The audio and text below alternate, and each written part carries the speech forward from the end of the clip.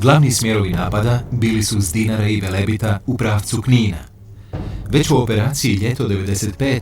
stvoreni su preduvjeti da s vrhova Dinare prema Kninu krenu 4. i 7. gardijska brigada. S druge strane, s Velebita preko Svetog Roka, silovito su u pravcu Knina prodirale specijalne postrojbe MUP-a. Helikopterskim desantom duboko u neprijateljsku pozadinu ušao je 1. hrvatski gardijski zdrug.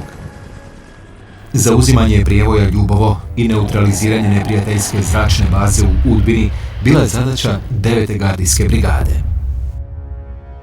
Sjevernije, s područja Kapele, preko Slunja i Rakovice s jedne, te Korenice i Plitvica s druge strane, nadirale su snage 1. gardijske brigade radi spajanja s 5. korpusom armije BiH u cilju deblokade Bihaćke enklave.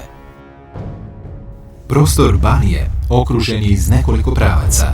Udarna snaga u pravcu Petrinje, gdje je neprijatelj pružao žestok otpor i dalje prema Glini, bila je 2. gardijska brigada.